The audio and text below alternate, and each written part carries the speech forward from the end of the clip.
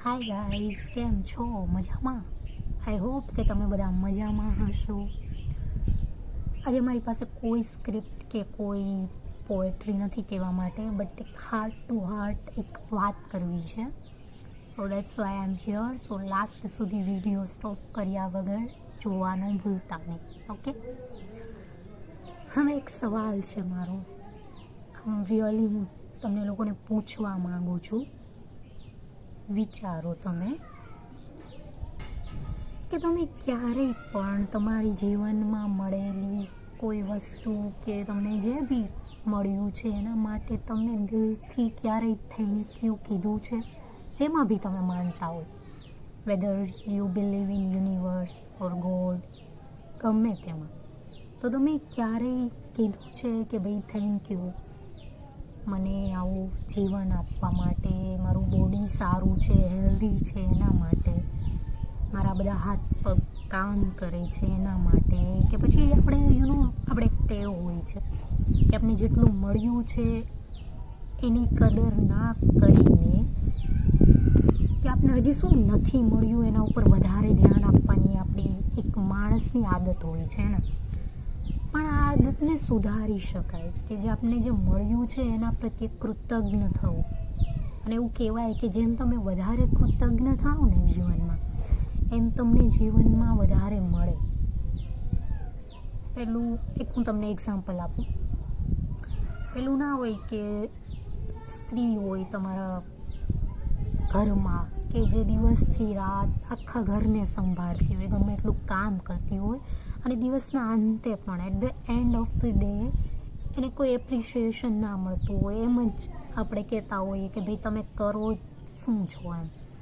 તો કેવું ફીલ થાય કે ભાઈ આટલું કરીને હું ઘરને સાચવું છું, છતાં પણ જો મને આવું કહેવાતું હોય તો પછી એ ઘર સજાવવાનું ધીમે ધીમે બંધ થતું જાય છે. એટલા જે એફર્ટ્સ જે દિલથી લાગતા હોય ને એ ધીમે ધીમે ઓછા થઈ જાય કે ભાઈ આટલું કરવા છતાં પણ મને કંઈ એપ્રિશિએશનના નામને 1% પણ કંઈ મળતું નથી. તો શું કામ આ બધું, હે ને?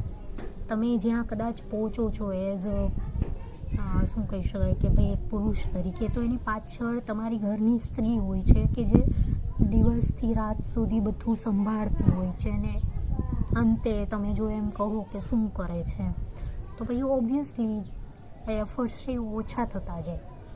ઓકે, તો બસ કહેવાનો મતલબ એ જ છે કે જો આપણે આવી રીતે એપ્રિશિએશન નથી આપતા, તો આ યુનિવર્સનું, ગોડનું પણ એવું જ છે કે જો એ તમને કંઈ આપે છે અને તમે હંમેશા કમ્પ્લેન કરતા રહ્યો છો, જે વસ્તુ એણે તમને આપી છે બરાબર, એના માટે કૃતજ્ઞ થવાને બદલે જે નથી એના માટે હંમેશા ફરિયાદ કરતા રહો, તો પછી એને પણ થઈ જાય ને કે ભાઈ આ માણસને નથી આપવું હવે મારે, કારણ કે હું આને આટલું આપું છું છતાં પણ એ કૃતજ્ઞ તો નથી થતો, પણ ઉલટાનું મને ફરિયાદ કરે રાખે છે, હે ને? તો બસ કહેવાનો મતલબ એ જ છે કે હા, જે તમારા ડ્રીમ છે, જે સપના છે, એની આશા તો રાખો જ, એના માટે મહેનત તો કરો જ, પણ સાથે સાથે જે તમારી પાસે અત્યારે છે એનું પણ થેન્ક યુ કહેવાનું ના ભૂલો. બિકોઝ થેન્ક યુ કહેવાથી, કૃતજ્ઞતા રાખવાથી દિલમાં હંમેશા એક પોઝિટિવિટી આવે છે, અને તમે જે કામ કરો છો એમાં બી એક પોઝિટિવિટી આવે છે, અને એક શાંત મન રહે છે કે હા ભાઈ મારી પાસે આટલું છે કે જે બીજા એના સપના જોવે છે. મને જે મળ્યું છે, ફોર એક્ઝામ્પલ કે તમને એજ્યુકેશન સારું મળ્યું છે, પણ એજ્યુકેશન માટે કેટલા એવા બચ્ચા છે કે જે સપના જોવે છે કે કાશ મને પણ ભણવાનું મળ્યું હોય, અને તમને એમ જ મળી ગયું છે, તો એના માટે કૃતજ્ઞ થાઓ.